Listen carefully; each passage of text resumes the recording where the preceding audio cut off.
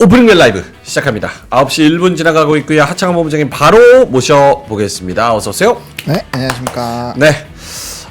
시장이 오늘도 플러스로 시작을 하네요. 0.8%, 1.1% 이 정도로 시작을 할 것 같은데요. 개상 전략은요? 네, 일단은 좀 이슈 있었던 애들이 있습니다. 삼성전자, LS 일렉트릭, 그 다음에 알테오젠. 네, 이런 것들에서 반등 나오는지 봐야 될 것 같고요. 일단은 작지만, 작고 소중하지만 어쨌든 외국인이 콜옵션을 매수를 했습니다. 그래서 그런 포지션의 변화가 나오는지 좀 봐야 될 것 같고, 어쨌든 콜 잡으면서 삼전에서 좋은 내용이 딱 떴거든요. 마치 알고 산 것처럼. 그래서 좀 자사주 매입을 하루에 100만 주씩 하고 있는데, 그거 플러스 알파로 삼성전자가 얼마나 튀어 올라가는지에 따라서 지수의 이 방향성이 좀 잡힐 수 있고, 그럼 이제 바닥이다 싶다.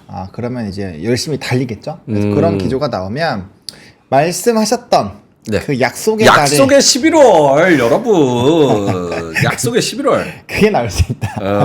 네, 일단 그렇게 생각하고 있습니다. 지난주가 코스피가 전체 세계 증시에서 주간 상승률 1위. 3.5% 올랐네요. 주간으로. 주간 상승률 1위를 좀 지켜가면은 오늘 코스피가 2521인데 네. 시작이 지난달에 2540 뭐 이랬으니까 진짜 이번 주 잘만 하면 그렇죠. 5달 만에 처음으로 월간 월봉 양봉으로 끝날 수도. 그렇죠. 그렇게 되면은 약간 반전의 시작인가라는 고민을 상당히 해볼 수 있지 않을까? 그렇죠. 네, 싶어요. 시가가 2542로 시작했네요. 2542. 11월을. 와, 오늘 약속의 11월 할 수 있을지 일단은 계단식의 상승 좀 지켜보도록 하겠습니다. 코스피가 0.9% 상승하면서 2523 여기로 시작하고 있고요. 코스닥은 1.5% 상승 686 이렇게 시작하고 있습니다. 외국인들의 수급은 뭐 마이너스 150억, 기관도 490억 플러스. 코스닥 쪽에서는 외국인이 123억 마이너스, 기관 12억 마이너스. 오늘 상승 종목이 압도적으로 많긴 합니다. 600 종목 대 200 종목. 그리고 코스닥도 1100 종목 대 300 종목. 요 정도인데 걱정은 이제 9시 10분쯤 지나가면 또 비실비실해지면서 또 맥이 그렇죠. 없어지는 그런 흐름이 나타나진 않을까? 약간 이게 좀 걱정인 것 같은데 일단은 좀 지켜봐야겠죠? 그렇죠. 일단은 알테오젠 특허가 뭐 심각한 침해가 아니라는 점을 좀 인식을 했기 때문에 뭐 거기에서 되돌림이 좀 강하게 나오는 것 같고, 또 애널리스트가 워낙 목표 주가 유지하면서 또 강력하게 그 스토리를 풀어놨어요. 신한투자증권의 어민용 애널리스트가 그걸 잘 해놨던 것 같고요. 그래서 알테오젠은 좀 격하게 반등이 나오는 것 같고, 그다음 리가캠 같은 경우도 자사주 매입이 오늘 아마 끝날 겁니다. 네. 이전에 이제 고가에서 이거 제2의 한미반도체처럼 자신감이 엄청나다 했는데, 최근에 이제 특히나 저점 떨어졌을 때 막 4만 주, 8만 주 막 이렇게 질렀거든요. 그래서 거의 다 샀기 때문에 아마 오늘 사면 끝날 것 같아요. 평단이 지금 이제 10만 원대 초중반이 될 것 같아서 그런 스토리들은 좀 잘 체크를 해봐야 되지 않을까 싶습니다. 그래서 그런 내용들.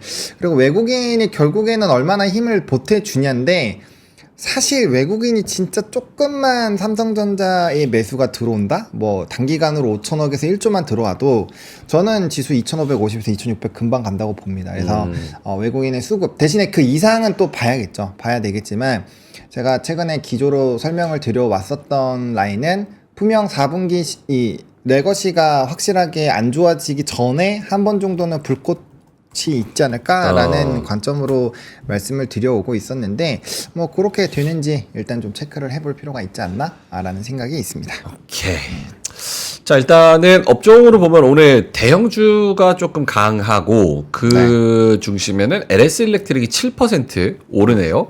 여기는 뭐 기사가 나온 거는 엇갈린 전력주 뭐 이런 이야기가 나오면서 11월에 주가 등락률은 산일전기가 33%, 반대로 LS 일렉트릭은 10% 빠졌다. 일진전기도 12% 마이너스다.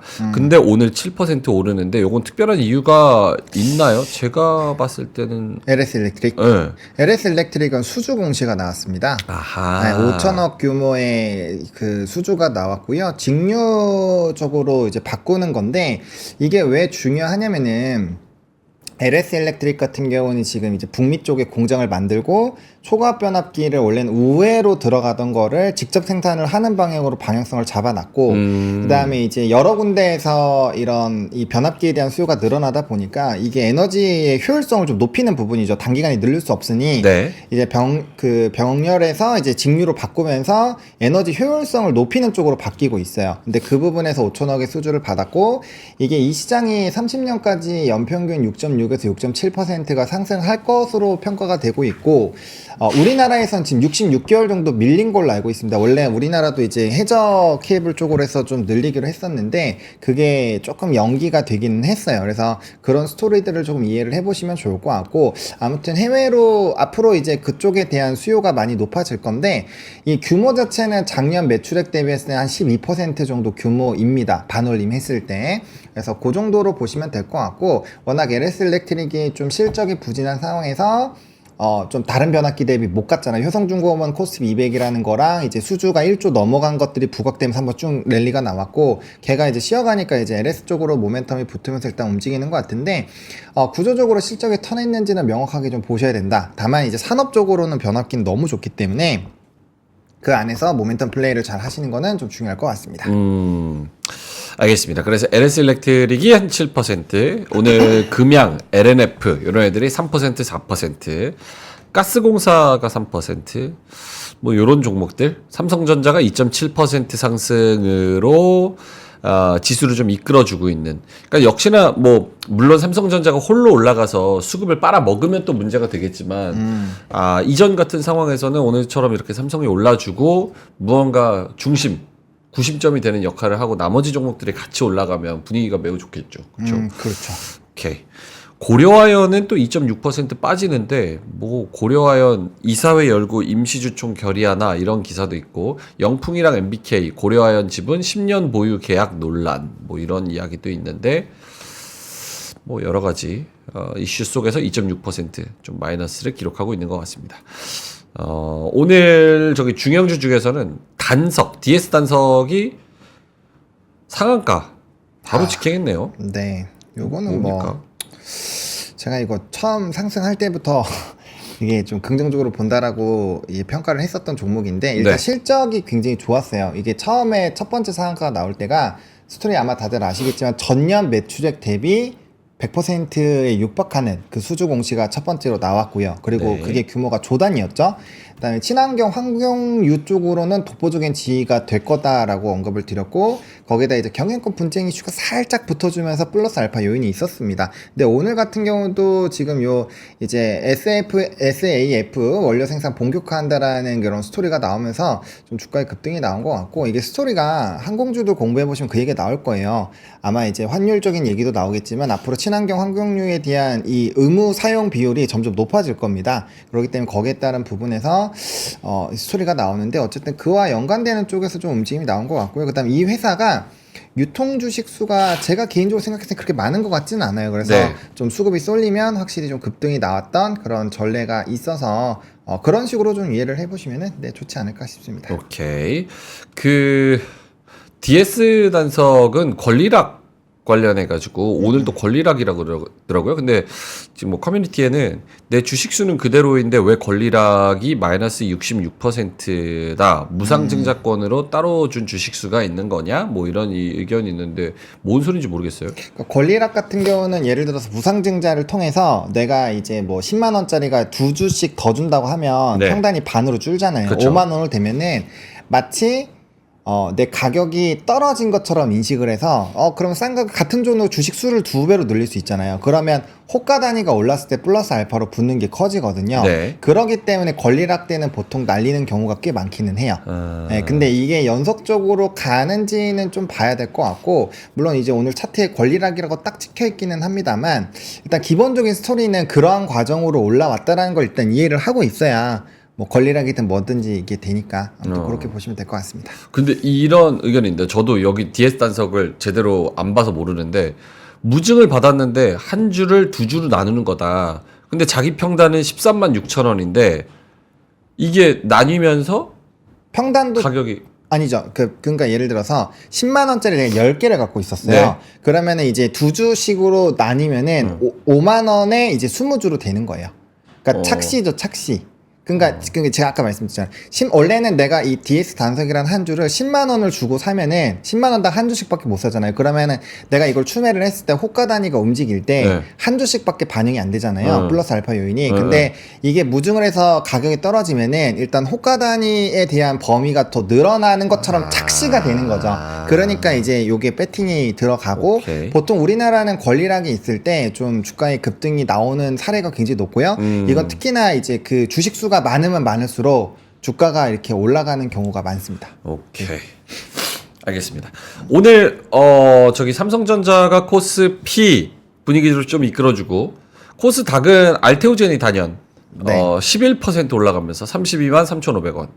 아, 역시 제가 이렇게 살짝 건드렸다가 팔고 지켜보고 있으면 쭉 올라가나 봐요. 살짝 건드렸다가 각질에서 사서 무릎에서 팔고 머리 꼭대기까지 가는 참 알테오젠이 한 12% 오르면서 32만 2,500원. 알테오젠이 다른 제약바이오 분위기도 조금 이끌어주는 것 같습니다. 그렇죠. 이 종목이 끌어내렸기 때문에 이 종목이 끌어올리는 게 맞다라는 생각은 좀 들고 있습니다. 제약바이오 관련해서 조금만 더 업종을 봐주실까요?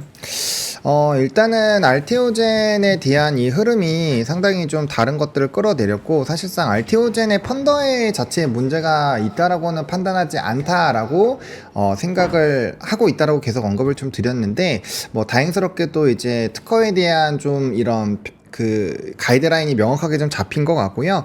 그 다음에 이제 뭐 어쨌든 애널리스트가 굉장히 강하게 변론을 한 것들 그리고 주변에서 다 평가들도 상당히 긍정적으로 나온 게 좀 도움이 된 것 같습니다. 그리고 리가캠 같은 경우도 이제 자사주 매입에 대한 스토리를 잘 모르시기는 할 텐데 어쨌든 그게 잘 진행이 되고 있는 상황이고 그다음에 이제 어쨌든 이 단기적인 차익이 많이 나오면서 전반적으로 같이 눌렸었던 코스닥의 흐름들이 있었기 때문에 거기서 되돌림이 나오는 거에서의 플러스 알파 요인이 좀 잘 된 것 같습니다. 뭐 그 정도로 일단 보시면 될 것 같고 나머지는 이제 이슈별 각 기업별의 이슈별 그리고 흐름별에 따라서 일부 좀 차이가 나올 수 있을 것 같고요. 또 단기적으로 트레이딩으로 들어간 물량이 상당히 좀 많이 있을 거기 때문에 아마 좀 이렇게 급등락은 조금씩 생길 수 있어요. 이거는 수급적인 부분에서 눌림이 나왔을 때 배팅이 들어갔고 또 이제 단타를 치는 분들이 아마 많을 거기 때문에 그 영향도를 좀 잘 생각을 하셔야 될 것 같습니다. 알겠습니다. 자, 김정현 본부장님 한번 써세요. 네. 전략 말씀해 주신다면? 출연료 10%. 저한테요? 왜 유한테 발라? 그러니까요. 왜 저한테 주시는 손짓을 하시길래 괜히 좋아했잖아요. 네. 전략 말씀해 주신다면? 전략? 좀 정중동인 것 같아요. 그래도 기대가 조금 있긴 합니다. 왜냐하면 미국의 목요일, 금요일 땡스기빙 맞죠? 땡스기빙 그거 하는 거. 그 이후에 소비 지표가 좋게 나오고 그 전후에 PC 넘버 나오고 뭐 이런 거 나오니까 그 넘버들이 부합한다면은 긍정적일 수 있는 톤이 가고요. 다만 이제 주말에 리포트가 한 2개 나왔거든요. 네. 그게 완전 상반된 건 있는데 저도 못 봤어요. 있던 거 같은데 한번 보세요. 뭐냐면 하나는 중국 시장을 굉장히 베팅 그러니까 뭐 좋게 생각하는 거죠. 부양 정책은 중국을 베팅해야 된다는 리포트가 한화에서 전략 리포트 나온 게 있어요. 한번 보시고요. 네. 그거 좋은 거죠. 우리한테도 간접적으로. 반면에 또 한쪽은 그 DB는 원래 조금 보수적이긴 합니다만 미국 시장이 뭐 붕괴란 표현을 정확히 적었는지 모르지만 확 무너질 수도 있다. 미국 시장이?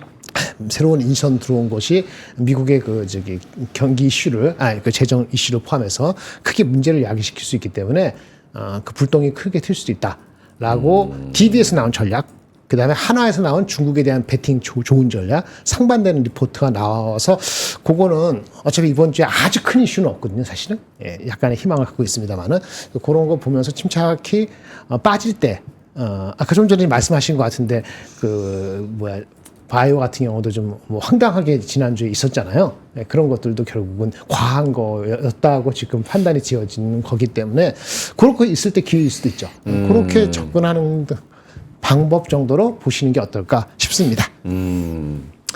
알겠습니다. 자, 코스닥 쪽에서도 오늘 제약바이오가 아까 보노님 설명을 잘 해주셨듯이 좀 올라가고 네이처셀이 가장 강하네요. 11%, 알테오젠이 9.4%, CNC 인터내셔널도 9% 올라가고 화장품. CNC 인터내셔널은 글로벌 물량이 확대된다. 하나증권에서 매출 회복에 주목하자. 투자 의견 매수 목표주가 77,000원 요거를 유지를 했습니다. 매출과 영업이익이 10% 정도 늘어나서 내년도가 신제품 론칭하면서 상반기부터 회복될 것이다. 뭐 이런 의견도 있었습니다. 알테오젠, 보로노이도 7%, 펩트론도 6.7%. 근데 사실 하락한 거 대비해서는 아직 좀 올라와야 될 부분이 있습니다. 확실히. 펩트론도 13만 원에서 떨어진 거니까. 그렇죠. 83,000원. 네이처셀도 지금 23,000원인데 사실 이게 28,000원, 27,000원에서 떨어진 거라서 좀 올라가야 되긴 합니다. 나머지 루닛도 오늘 5.8% 올라오고 오늘 SM이 5.5% 갑니다. 그 엔터가 이제 슬슬 가는 것 같다는 의견도 있어요. SM 하이브나 다른 것도 JYP 어때요, 번호님? 하이브도 2%, 더 올라갈 수 있죠. JYP 3.3%.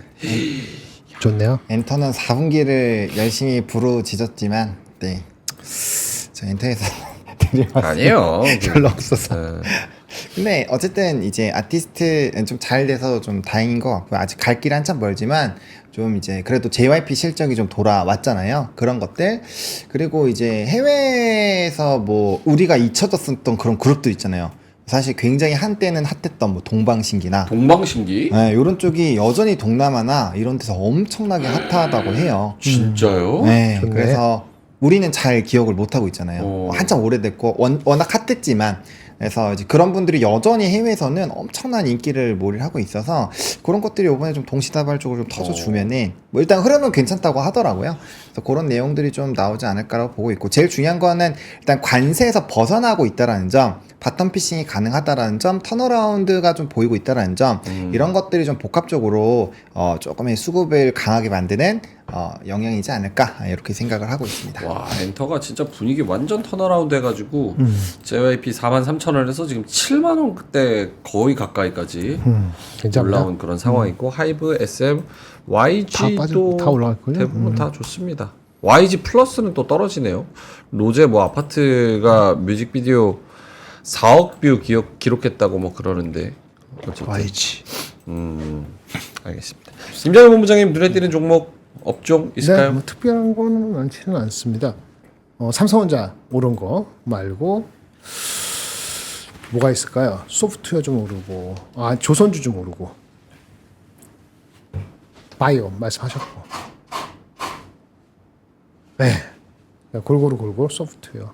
2차전지 어떤가요? 2차전지 못 봤네요. 2차 전지도 조금 네, 오르나요? 네. 오르고 있습니다. 에코프로비엠 2%대, 에코프로 1.7%대. 골고루. 네. 단연 알테오젠이 워낙 많이 빠졌기 때문에 눈에 띄고 JYP. 예. 그렇습니다. 아니 저기 조금만 아니, 뉴스는 조금만 성의 있게 해주시면 안 됩니까? 뉴스는 저희가 아니 뭐 저도 그럼 하죠. LG엔솔 네, 기아 네, SDI 네, 코스닥 네. 아니 이렇게 하면 누가 못합니까? 원 부장님. 뭐 오른만하다. 네? 얼마나 빠진 게 뭐야 대체? 아니 뭐 객장에 놀러 오셨습니까 지금? 즐겁게 인조이. 즐겁게 인절. 아 근데 사실 빠진 게 빨간불 없어. 들어오면 다 좋죠. 빨간불 들어오면. 아니 뉴스 있어요? 뉴스요? 내려가는 것 중에서 내려가는 것 중에서 뉴스가 있냐고. 내려가는 것 중에 뉴스 없잖아 특별히. 그러게요 또. 없잖아. 그건 그래요. 맞아요. 사실 내려가는 할 말 데서- 없긴 해요. 예. 내려가는 데 뉴스가 있냐고. 휴재 2.9%. 요런 거 그러면. 뭐 내려? LIG 넥스원, 하나 에어로스페이스 오늘 또 2% 정도 떨어지는데 요게 추세적으로 살짝 일봉으로 보면 하나 에어로스페이스도 21선 아래로 지금 내려갔고 방산? 저기 뭐 5일선, 21선 저기 이거 뭐야? 11선 여기 아래로 지금 내려가 있는 상태란 말이에요. LIG 넥스원도 그렇고. 그래서 조선은 그래도 추세를 계속 유지해 주는데 방사는 살짝 이탈한 느낌이 좀 있어서 쉬었다 갈라나 아니면은 아예 지금 조금 관심에서 사라졌나? 약간 이런 생각도 들고. 뭐 저는 관심권에서 사라졌다라고 생각은 하지 않고요.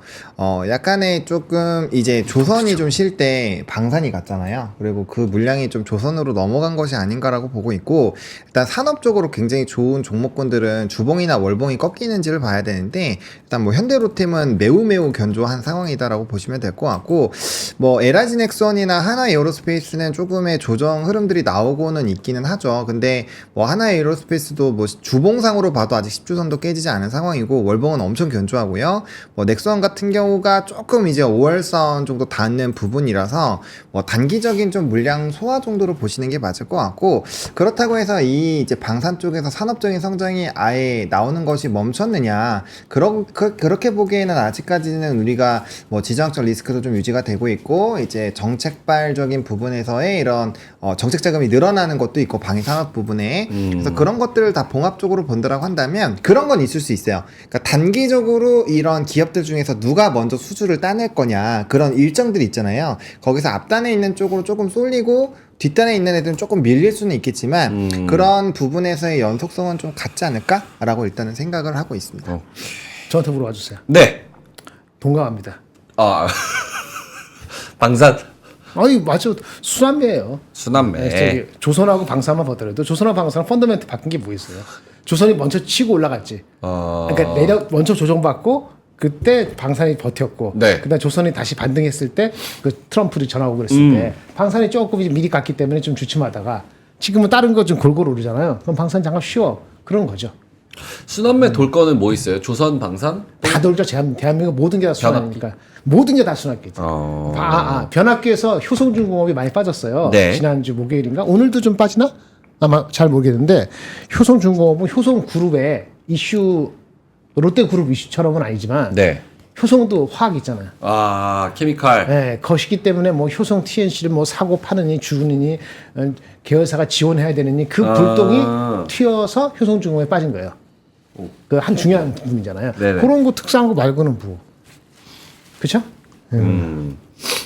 저희가 아까 오프닝 때 그 얘기했거든요. 무슨 얘기? 그 맞았네. 효성 또 빠지네. 네. 0.8%만 더 오르면 그래도 11월은 양봉으로 끝낼 수 있다. 그럴 수 있죠. 기술적으로. 기술적으로 딱 거기 그 누구나 봐도 그거 보시는 사람 나 같은 노다운도 봐도 그럴 수 있겠네. 그렇게 네. 하는 거죠. 맞아. 뭐 어떻게 약속의 11월, 약속의 11월. 양봉의 11월.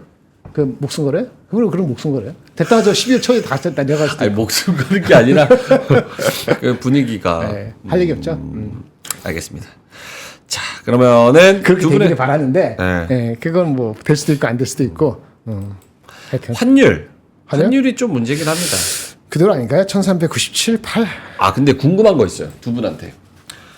환율이 참 이게 웃긴 게 올라갈 때는 올라간다고 난리, 내려갈 때는 내려간다고 난리. 환율이 올라가고 내려가는 거, 달러 강세, 원화 약세, 원화 강세, 달러 약세. 네. 각각의 장단점이 있는 거잖아요.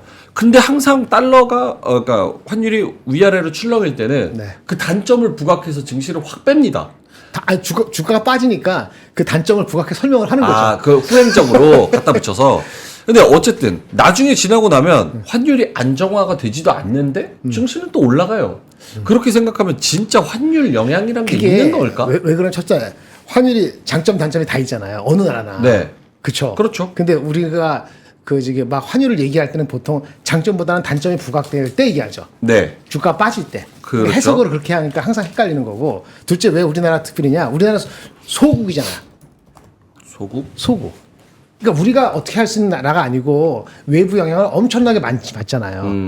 아니 중국처럼 그거를 어떤 환율을 무슨 패거나 아니면 풀어주거나 자기 멋대로 할 수, 카운터 어택 할 수 있는 게 없잖아요. 그렇죠. 네, 우리는 진짜 작은 나라잖아요. 그러니까 휘둘리게 돼 있다고요. 그러니까 항상 환율의 리스크가 있는 거예요. 그래서 근데 주가가 올라간다 그랬잖아요. 그러면서 시간이 지나면 그건 뭔지 아세요? 그걸 내성을 견디거나, 그렇죠? 그걸 이길 정도의 펀더멘털이 있는 주식들이 있죠. 산업적으로. 그게 견뎌내는 거예요.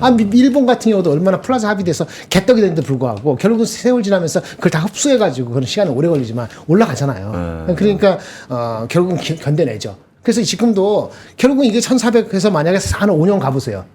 그 안 견디는 것 같아요. 견디게 사는데 돼 있다고. 근데 그 기간 중에 힘든 거죠.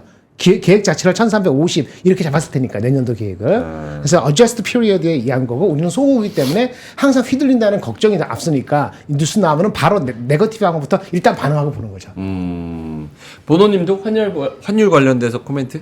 저는 좀 내수랑 연결지어서 생각을 해야 될 것 같아요. 어쨌든 달러가 강세가 됐을 때 그게 이제 뭐 그냥 뭐 증시가 다 반영을 한 것처럼 보이지만 뭐 이렇게 생각합니다. 지금 환율에 대해서 우려를 하는 거는 결국엔 내수가 굉장히 약한 상황이고 나름대로 인플레이션에 대한 부담감이 높아지고 있고 그렇게 되면 물가가 올라가면 우리가 이제 버는 돈은 크게 늘어나지 않는데 쓰는 돈이 늘어나다 보니까 가처분 소득이 줄어들죠. 그럼 우리가 쓸 수 있는 돈이 주니까 그러면 이제 사용을 안 하게 되고 지금 코로나19 때보다도 자영업자 폐업률이 높아요. 훨씬 높습니다. 네. 그만큼 경기가 안 좋다라는 건데 이렇게 달러가 그런 상황에서 우리가 그걸 잡기 위해서 금통이 이번 주가 좀 중요한 거고 금리 인하에 대해서 얘기를 막 하고 있는 거잖아요.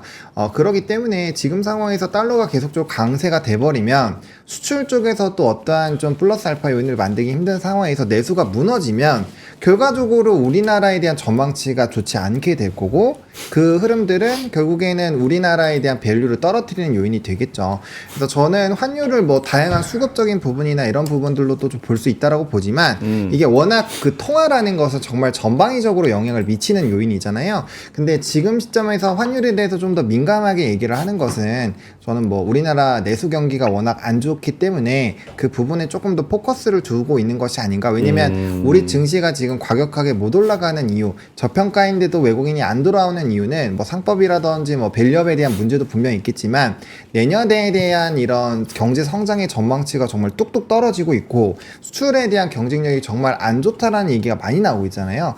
그런 내용들로 좀 접근을 해본다면은 확실히 이 지금 시점에서는 환율이 올라가면 올라갈수록 아마 약간의 곡소리가 날 확률이 높지 않을까라는 생각을 하고 있고 그렇기 때문에 우리는 외화 채굴을 하기 위해서 다양한 노력을 해야 되지 않을까라고 생각을 하고 있습니다. 그거 관련돼서 요거 준비한 거 있는데 한번 잠깐 볼게요.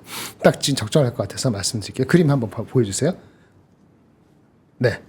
그 우리가 시가총액하고 GDP하고 비교하는 거 많이 하시죠. 네. 그렇죠. GDP 성장률이잖아요. 아까 환율도 GDP 성장률에 관련돼서 환율이 또 영향을 받아서 환율에 반영이 되는 그 경향이 크기 때문에 이게 지난주 목요일 종가 기준이거든요. 금요일 아닙니다. 금요일 오르기 전. 요거보다 조금 더 올랐어요. 오늘도 좀 더 오르겠죠. GDP가 이 시가총액이 이 빨간 게 증시예요. 코스피 지수, 시총 총합. 그 다음에 GDP가 이거예요. GDP. 우리는 GDP로 따지면요. 전망이 GDP가 좋아지는 거로 보지 않는다면은 지금 전반적인 흐름에서 엄청 싼 거 아니에요. 시가총액. 그게 환율에서도 반영된 거예요. 우리 이게 3, 4분기 GDP 포캐스트 기준으로 한 거거든요. 내년도 GDP 포캐스트가 올해보다 내려간다면서요. 그렇죠. 그럼 이게 GDP로만 보면은 이게 이렇게 갈 것 같으세요? 한번 내려갔다 갈 것 같으세요? 예를 들어서 그런 얘기예요. GDP만 보면 GDP가 환율하고 관련되는 거니까. 이게 우리 할 때 80% 이하면은 코스피가 GDP 80% 이하면 더럽게 싼 상태고 120% 넘어가면은 엄청 비싸다고 워렌 할아버지가 버핏 할아버지 얘기했던 그 지표거든요. 120%가 얼마인지 아세요? 우리가 2,500조거든. GDP가 똑같으니까. 네네. 3,000이에요. 120% 가면 3,000 되는 거야.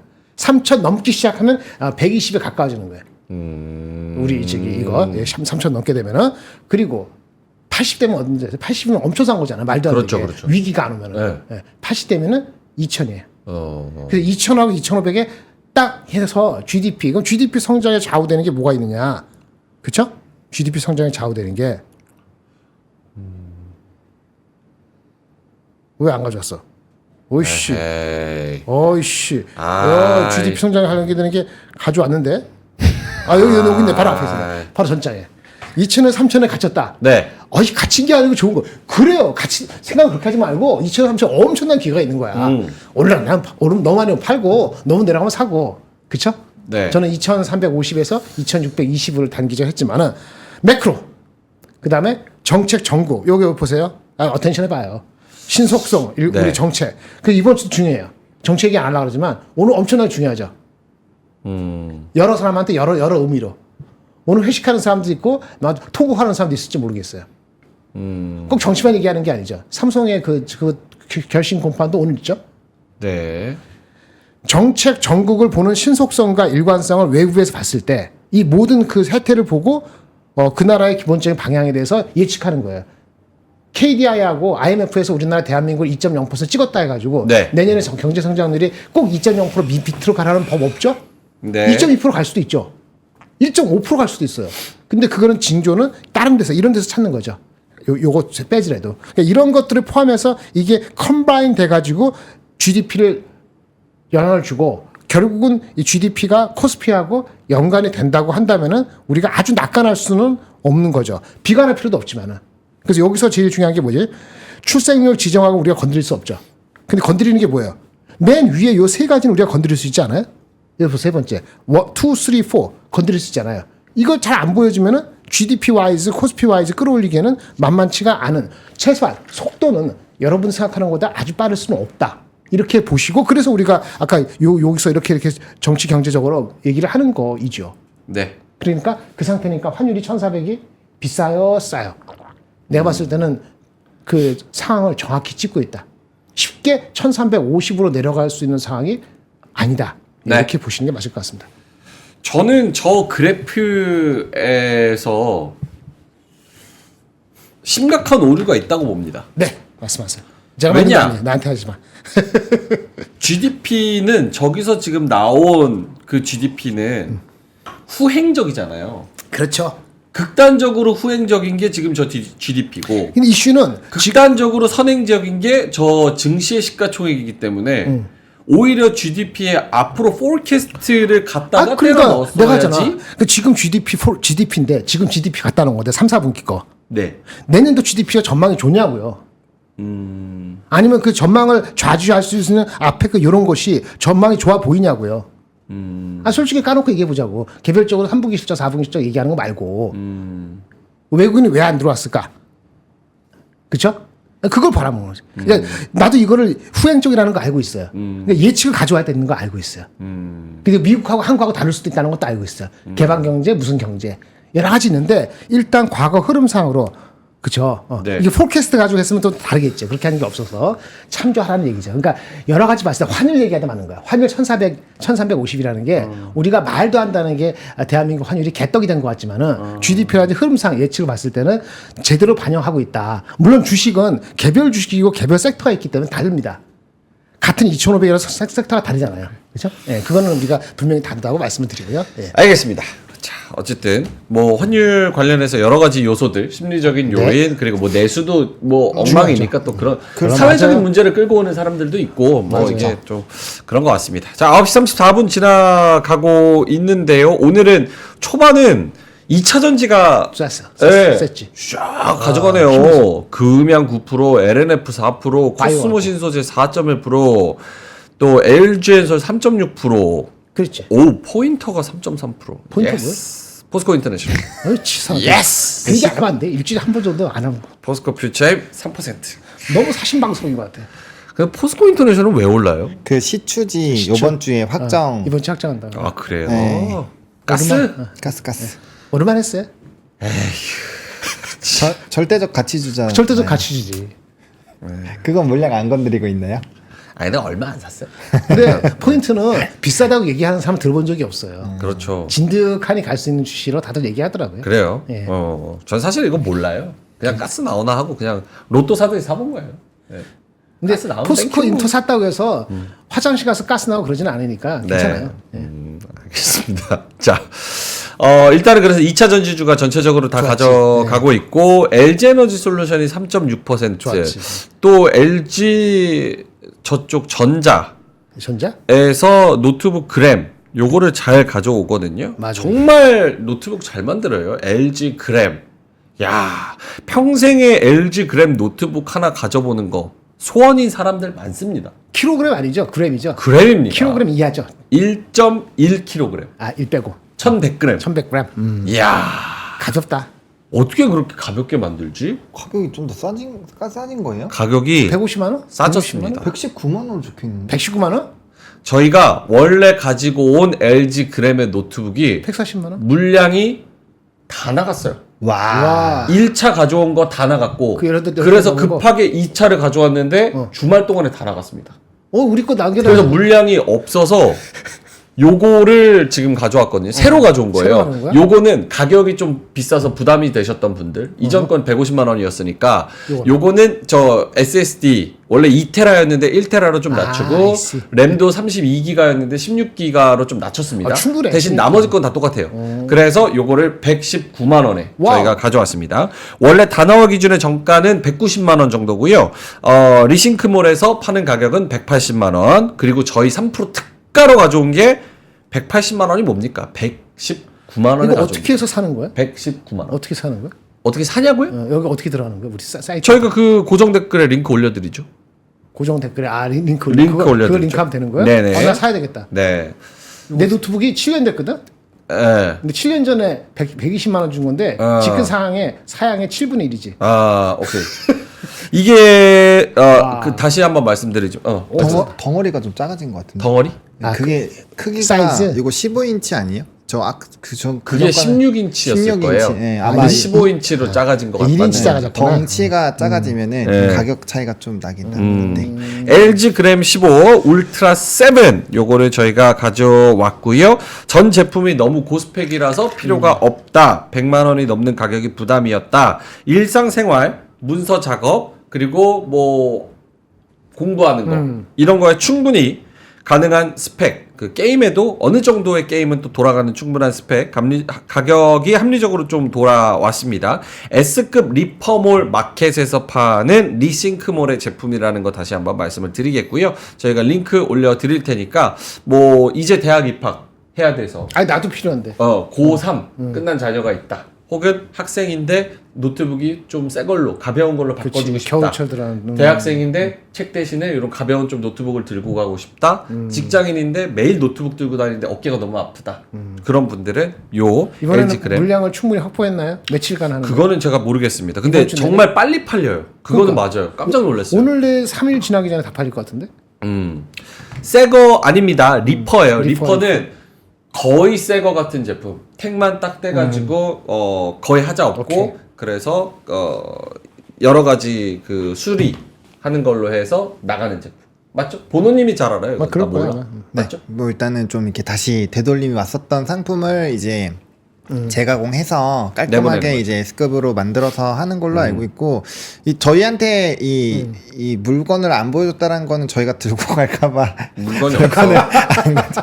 오신 건 아니죠? 아, 욕심이 생기는데, 아, 110만 원. 근데 그 사양이 저번에는 울트라라는 단어가 없었던 것 같은데 좀 낮아졌어. 네, 저게 아마 CPU나 조금의 약간 성능이 달라졌을 수도 있거든요. 그렇기 그럴 때문에 수 한 번 정도는 그 아이템 그 성능을 꼭 체크를 해보셔야 될 것 같아요. 왜냐면 저게 네이밍이 달라지면은 제가 알기로는 아마 요번엔 제가 이렇게 자료가 없으니까 아마 약간의 좀 이게 달라질 수 있을 것 같고 그다음에 저게 이제 i5인지 i7인지가 지금 안 나와 있잖아요. 기본적으로 i7은 좀 발열이 있기는 있습니다. 그래서 만약에 발열감이 좀 싫으신 분들 같은 경우는 배터리도 좀 빨리 닳아요. 성능이 좋다 보니까. 그래서 i3나 i5 정도로 하시면 좋고 기본적으로는 그래서 컴퓨터 잘 모르시면은 그냥 i5 정도로 사라고 얘기를 많이 드리는 게 가성비도 괜찮고 발열감이 적어서 굉장히 편합니다. 이게 이제 발열감이 높아지는 제품은 꼭 이제 쿨링을 잘 해줘야 돼요. 그래서 그런 것들 작업을 좀 잘 해주셔야 되니까 구매하실 때 쿨링 같은 것도 같이 세트로 팔면 좋을 텐데 그건 좀 아쉽다는 생각이 들고. 선택을 할 수 있게. 그래서 쿨링 부분까지 잘 생각하셔가지고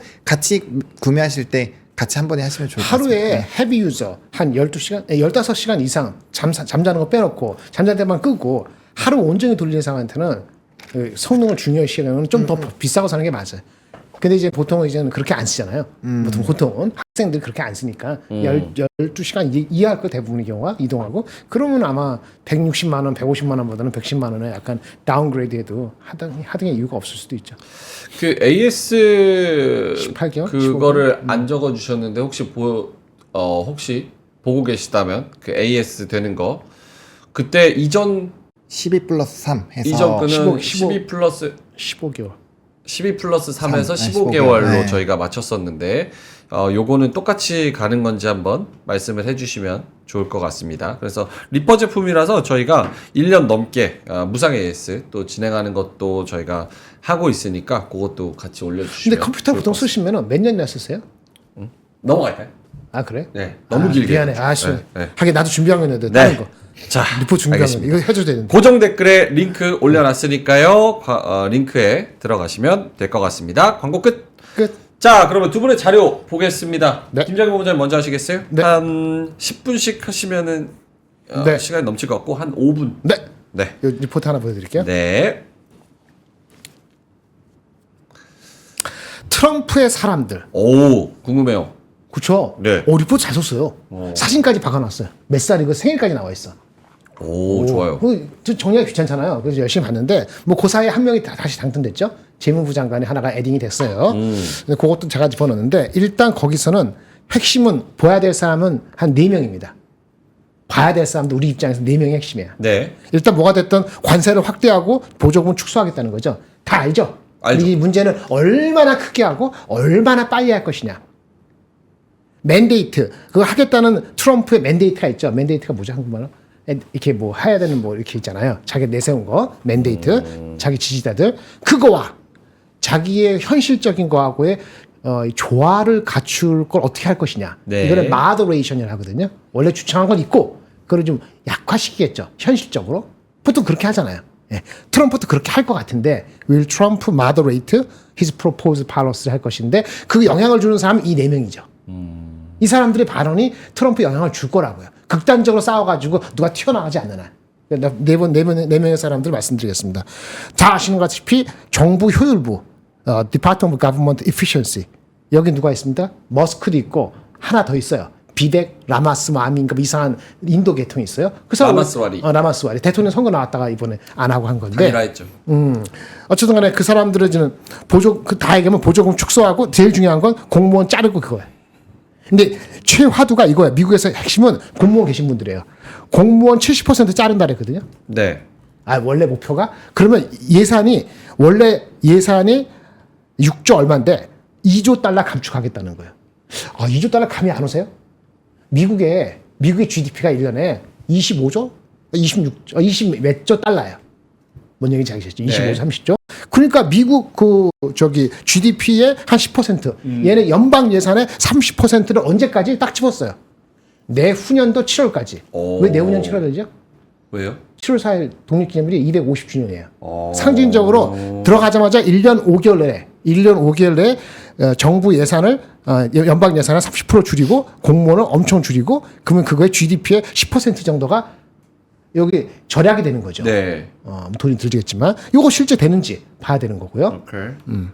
두 번째 그래서 저기서는 일론 머스크 네, 하고 그 라마스와미 라마스와미 두 사람이고 두 사람. 혹시 누가 튕겨져 나가는지 봐야 되고 나머지 심플합니다. 나머지 신문은 무역 대표부, 재무부 장관, 중요해요. 상무부 장관 무역 대표부, 재무부, 상무부 장관 다 어떤 사람인지 아세요? 엄청나게 불도저야. 강경파. 예, 그리고 엄청나게 관세 때리는 사람이에요. 오. 그래서 아마도 그 원래 부정적인 뷰를 갖고 있던 DB 증권 같은 경우는 이런 걸 가지고 미국이 이제 확 빠질 수 있다라고 오. 과감하게 베팅을 하는 리포트가 나왔다고 보여져요. 오케이. 그나마 우리가 조금 예측할 수 있는 건 이 사람입니다. 미국 무역 대표부 로버트 라이트 하이저라는 분은 7년 전에 트럼프 일기일 때 그때 대표했던 사람이에요. 들어본 것 같아요. 네, 많이 들어봤을 거예요. 네. 근데 원래 이게 보호무역의 설계자야. 오. 그러니까 우리는 이 사람을 어느 정도 예측할 수 있어요. 근데 예측을 못하거나 이분들이 변수긴 한데 오늘 어저께 발표된 재무부 장관 베센트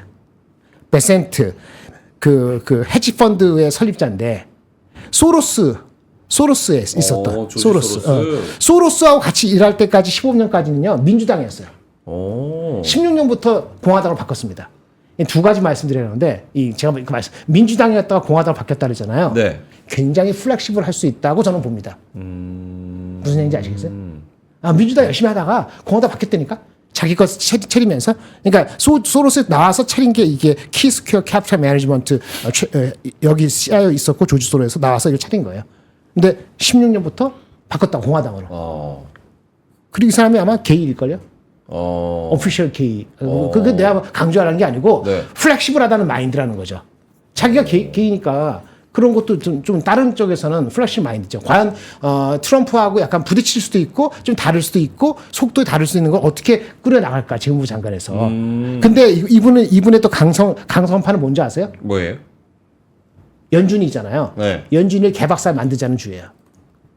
연준을 개박살 내자. 그러니까 제가 말을 심하게 했는데 네. 연준이는 그냥 그림자처럼 숨어 있으면 돼. 너 역할은 이걸 주창하는 사람이에요. 그러니까 이 조화가 어땠어? 연준이보다 재무부가 나서가 있다는 얘기고 굉장히 플렉시블한데 그러면 트럼프랑 어떻게 이게 끌어나갈까? 재무 우리 재정 정책 이슈인데 이게 이슈고요. 그 다음에 재무부 장관에서 끝까지 겨뤘던 사람이 이게 하워드 러트닉. 상무부 장관 했지. 이 사람 누군지 아세요? 몰라요. 머스크가 열심히 지지했던 사람이에요. 누구로? 재무부로. 재무부에서 약간 못하고 상무부로 넘어온 거예요. 근데 이분도 하워드 러트닉도 굉장한 사람이에요. 이 투자은행 만든 사람인데 20몇 년 전에 젊을 때죠.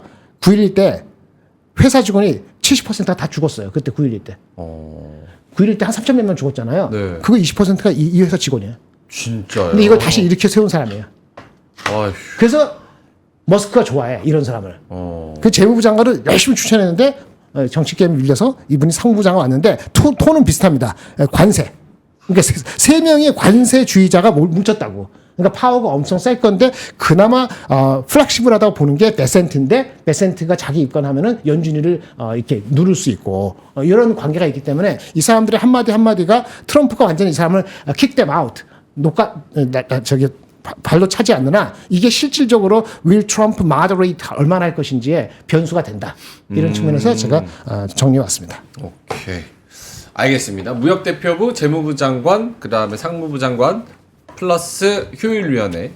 저기에 속한 핵심 인물들 여러분들이 한번 딱 들어보셨으니까 저런 거를 나중에 어떤 이야기가 나올 때 한번 잘 살펴보시면 좋을 것 같습니다. 자, 9시 47분 지나고 있고요. 보노님의 자료 한번 볼까요? 네. 일단 일정 보겠습니다. 일정. 네, 이번 주 일정은 좀 수요일에 많이 몰려 있습니다. 아무래도 이제 그 목요일 날 미국 휴장이기 때문에 목요일에 있었던 이슈들이 이제 조금 넘어왔어요. 수요일로. 뭐 예를 들면 주간 실업 청구 건수라든지 이런 게 넘어왔는데 일단은 요 이제 월요일 화요일 넘어가면서 MSCI 이제 리밸런싱이 진행이 되고요. 오늘 같은 경우 국채가 많이 나옵니다. 그래서 국채 수익률 최근에 많이 변동이 나오고 있기 때문에 채권 투자하시는 분들, 뭐 이제 장위 채권 하시는 분들 좀 중요한 내용일 것 같고, 뭐 썬파워나 플루언스 에너지가 나오니까 뭐 여기 에너지 관련된 전력 부분들, 또 ESS 관련된 부분들 좀 보셔야 될 것 같고, 오늘 뭐 전반적으로 재생에너지 쪽이나 뭐 이런 쪽이 나쁘지 않은 상황이죠. 그리고 이제 화요일에는 신규 주택 판매가 나오고 이제 델 그리고 클라우드 스트라이크 관련된 이런 실적이 나오니까 뭐 AI 쪽 좀 보셔야 될 것 같고, 그다음 수요일에가 정말 이슈가 많습니다. 엑스포, 메타 엑스포 있고요. 그다음에 수소전기 에너지 전시회 있고요. 모아나2 요번에 위키드 위키드 봤어요. 엄청 인기 많은 것 같아요. 주말에 봤어요. 2시간 반인가? 재밌어요? 엄청 3시간 거의 가까이. 오, 와. 기네. 사람 엄청 많던데요? 사람 많아요? 많아요? 어때? 재밌어요? 시간 내만해? 3시간? 지루하진 않아요. 지루하진 않아요. 그럼 좋네. 근데 너무 크게 기대하면 이거 스포하면 안 되는구나. 마지막에 좀 열받아요. 마지막에? 보신 분은 아실 거예요. 마지막 좀 열받죠? 이게 이렇게 곡선 이렇게 올라갔다 이렇게 빠지는 거야? 아이고, 이게 되게 긴데 거의 3시간 가까이인데 길어. 지루하진 않은데 마지막에 열받아요. 보신 분은 아실 거예요. 네, 어쨌든 네, 뭐 하나도 있고 하나도 있고, 그다음에 수요일 날에 대한거래 첫 시추계획 이제 정확하게 나오는 날이고요. 그다음에 이제 FOMC 회의록이 이제 새벽 4시 목요일 날 넘어가면서 나와요. 그래서 이제 우리나라에 반영이 되지 않을까라고 보고 있고, 뭐 애틀랜타 GDP 나오고 미국 GDP 나오니까 요거에 따라서 출렁출렁 하겠죠. 그다음에 STO 포럼회가 있다 보니까 오늘 STO 관련된 종목군들 굉장히 핫하게 움직임이 나오고 있거든요. AI 테크 플러스 관련된 또 포럼이 있다라는 거, 이런 내용들 보시면 좋을 것 같고, 이제 쇼핑을 하실 준비를 해야겠죠. 불프로 해서 뭐 이제 다음 주엔 또 먼데이 있고 하니까 뭐 엄청나게 기기들이나 이런 것도 할인 많이 하시니까 좀 잘 뭐 이런 거 좋아하시는 분들 이제 열심히 해보시면 좋을 것 같고. 금요일이 불프예요? 네. 아, 그래서 어쩐지 네이버에서도 계속 불프 그치. 광고가 뜨더라고요. 네. 그래서 바지 하나 광고 계속 떠가지고 저도 바지 하나 샀어요. 안 다른가? 거기서 편한 바지 나오더라고요. 조거 맞아요. 팬츠 막 이런 거. 네. 그래서 그거 하나 샀죠. 별로 안 싼 것 같아. 불프라고 그래? 저게 블랙 프라이데이가 원래 미국에서 땅이 워낙 넓으니까 재고 처리 때문에 마지막에 물량 원래 밀어내기 그런 거지. 때문에 생긴 거잖아요. 맞아요. 근데 우리나라는 사실 뭐 어디 제주도에도 시켜도 하루 만에 다 오는데 불프가 무슨 의미야? 우리는 한국판 효과가 불프. 사실은 없다고 보는 게 맞지. 그렇죠. 근데 이게 웨이브를 타는 거지. 기분만 내는 거지. 웨이브 타는 거야. 오케이, 불프도 있고 네. 저 중에서 가장 중요한 일정은 뭡니까? 저는 FMC 회의록과 GDP. 아, 네. 회의록과 GDP. 네. 그러니까 수요일에 나오는 데이터들이죠. 네. 오케이, 알겠습니다. 요거 캡처하셔서 한번 관련된 일정 한번 살펴보시면 좋을 것 같고요. 네. 헤드라인은 넘어갈까요? 네. 뉴스 쪽으로 좀 넘어가 보면, 자, 이제 첫 번째는 요겁니다. 여행주들이 오늘 좀 급등을 했다가 빠졌는데, 네. 이 크루즈주들이 빅3 계속 순항입니다. 그래서, 이 크루즈 이거 비싸서 탈 수 있나 싶긴 한데, 아무튼 주가가 굉장히 많이 올랐어요. 그만큼 이제 젊은 층들이 지금 여행을 굉장히 다니고, 이제 크루즈, 그리고 자유여행 이런 걸 진짜 압도적으로 막 늘어나고 있다고 해요. 그래서 요즘에 이 패키지 상품이 거의 다 자유여행에 껴갖고 가는 게 많다고 하더라고요. 대신에 이제 가격적인 부분이 좀 변화가 나오는 거고, 그래서 이런 여행 쪽에 대한 스토리가 계속적으로 나오고 있다는 점을 좀 체크를 해보셔야 되지 않을까라고 보고 있는 상황이고, 그다음에 이제 아까 말씀드렸던 이제 요 대왕고래 초읽기. 그래서 전 세계 시추 장비가 막 도착을 한다. 요런 얘기 나오고 있고, 뭐 요거에 대한 스토리들이 이어서 뭐 천연가스 뭐 오늘도 뭐 태강이라도 성강배도 막 장중에 급등 나왔었는데, 그런 내용들이 계속적으로 좀 영향을 좀 주지 않을까라고 생각을 하고 있습니다. 그래서 일단은 뭐 포스코 인터내셔널, 화성밸브, 뭐 한국가스공사 이런 데, 특히나 한국가스공사나 이런 데 리포트가 또 좋게 나오고 있거든요. 화성밸브 오늘 좀 급등 나오기도 했었고요. 그래서 이런 이벤트를 전후로 해서 아마 급등락이 나올 거고, 이제 세론이 될 수도 있으니까 그거에 대한 생각도 조금은 해보실 필요가 좀 있지 않을까라고 보고 있고요.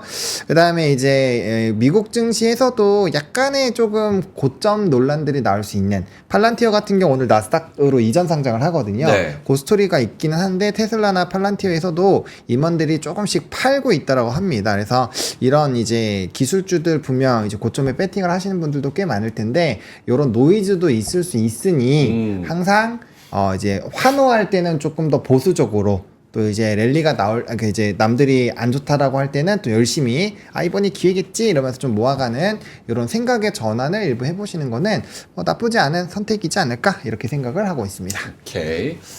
고점에 대한 불안감 이런 거는 계속 좀 있는 것 같습니다. 아까 김장현 본부장님도 뭐 말씀하셨다시피 리포트가 미국 증시 급격하게 갑자기 어느 순간에 냉각될 수 있다, 이런 걱정 섞인, 우려 섞인 목소리는 계속 좀 나오는 것 같아요. 참 쉽지 않은 시장입니다. 자, 9시 53분 지나가고 있는데요. 와, 오늘 웬일이래요? 코스피가 1% 오르고 코스닥이 2% 넘게 오르는데, 원래 9시 10분 지나면은 살짝 그 끼가 있는데, 그쵸? 약간 그렇죠. 비실비실 벌써 끝났어? 하는 그 약간 실망 섞인 목소리. 벌써 끝났어? 이게 9시 10분 요때 딱 나오는 목소리인데. 안심은 못하지. 네? 안심 못하지. 그러게요. 오자 가봐야 알겠지만 어쨌든 지금은 좀 잘 그렇죠. 버텨줍니다. 네네. 삼성전자가 2% 상승. 오늘 2차 전지주들이 전반적으로 다 가고, 약간 금융주들 플러스 네이버 뭐 이런 애들이 조금 쉬기는 하는데 뭐 하락폭이 그렇게 깊지는 않고, 오늘 또 방산 살짝 쉬고, 나머지 종목들은 다 좋습니다. 코스닥도 제약바이오가 쫙 중심 잡아주고, 에코프로비엠, 에코프로 얘네들이 한 3%, 2% 올라가고, 리노공업도 4%, SM 5%, 루닛 8%. 뭐 이러니까 이오테크닉스, 뭐 서진 시스템 다 안 올라가는 게 없으니까. 아유, 오늘만 같으면 얼마나 좋겠습니까? 방송할 만 나죠, 그렇죠? 그래서 이제 우리가 잘 주목해야 되는 게, 보세요. 벌써 2380에서 뭔가 사가 말까 고민되는 시점 오니까 벌써 이렇게 올라 있잖아요. 아마 지금도 조금 고민하실 거고, 뭐 이제 월봉이나 이제 이런 것도 턴하는 거 생각하시는 분들은 조금 더 위에서 아마 잡으려는 고민하실 텐데 그때 되시면은 지금 위치에서 이게 사는 게 맞나 이런 고민들을 좀 하지 않을까 이런 생각이 들고요. 외국인이 안 들어오는 게 좀 아쉽긴 하지만 그 전일에 이제 금요일장에서 콜옵션을 한 2,600억 정도 매수를 했어요. 외국인이 그런 부분에서 포지션 좀 변화 나온 것들 그리고 기관에서 연기금이 계속 담아주고 있는 거 좀 주시를 해야 될 것 같고요. 그다음에 이제 외국인 현물이 좀 안 들어오긴 하지만 선물 쪽으로 해서 좀 파생으로 땡기면 현물은 나중에 곧 따라옵니다. 그래서 그런 부분으로 조금 생각을 해보셔야 될 것 같고 지금은 이제 파생 쪽에서 연속성이 얼마나 나오는지 좀 체크를 하는 게 좀 중요하지 않을까. 그리고 이제 기간의 포지션 연기금이 담고 있는 거에서 던지는 게 나오는지 안 나오는지 그것만 좀 잘 체크를 하면은 수급적인 부분에서는 그렇게까지 뭔가 변수 포인트가 크게 나올까라는 생각이 들고요. 그다음에 일본이 지금 2% 정도 거의 올라가는데 그거에 비하면은 뭐 사실 우리나라는 좀 덜 오르고 있다라고 보시면 될 것 같습니다. 알겠습니다. 자, 이제 슬슬 마무리를 해야 되는데요. 마지막으로 요거 광고 하나 하고 마무리하겠습니다. 위즈덤 칼리지 시즌2의 스페셜한 세션, 저희가 공들여서 준비한 세션인 흑백 머니쇼가 오늘 출시됐다고 합니다. 세계적인 투자 전략가 톰 리가 한국을 방문을 합니다. 그래서 흑백 머니쇼에 참가를 하는데요. 미국 주식은 물론 암호화폐 시장도 너무 잘 맞춰서 전 세계가 사실 톰리의 말을 주목하고 있다고 합니다. 내년 미국 시장 톰리는 어떻게 바라볼지, 흔들릴지 혹은 계속 상승세를 이어갈지 미국 주식 하시는 분들, 코인 하시는 분들 궁금하지 않으신가요? 그래서 요런 흑백 머니쇼 저희가 준비를 잘 했고요. 올해 미국과 한국 시장의 투자 방향성을 가장 정확하게 제시했었던 이선엽 이사님, 장우석 부사장님, 윤지호 대표님 그리고 박병창 이사님까지 모두 모여서 방송에서는 하기 힘든 그런 시원한 돌직구 투자 토크쇼를 진행을 한다고 합니다. 위즈덤 칼리지를 신청하신 모든 분들께 흑백 머니쇼를 온라인으로 무료 제공을 한다고 하니까요. 영상 저희가 하단 링크를 통해서 신청하시기를 바라겠습니다. 요 고정 댓글에 링크 저희가 올려드릴 거고요. 거기서 위즈덤 칼리지 이제 슈퍼 얼리버드 이번 주면 끝입니다. 다음 주면 이제 가격이 한 1.5배 정도로 올라갈 거예요. 아마 혜택도 빠지는 게 많이 있을 거고요. 들으실 생각이 있으신 분들은 지금 들으시면 좋을 것 같고요. 주식으로 뭐 마이너스 나고 이리 잃고 저리 잃고 하는 것보다 저희가 가격은 정말 합리적으로 저렴하게 준비를 했으니까요. 많은 관심 부탁드립니다. 자, 그러면은 저희는 이만 가야 되겠죠? 오늘은 이따가 3시 20분에 명박 창렬 박가영 아나운서와 함께 완전체로 돌아오도록 하겠습니다. 오늘도 투자 수익 화이팅 하시고요. 이따 뵙겠습니다. 고맙습니다. 감사합니다. 삶의 격을 높이는 9가지 지혜를 함께 나눕니다. 위즈덤 칼리지 시즌2 영상 아래 링크를 클릭하시면 자세한 내용을 확인하실 수 있습니다.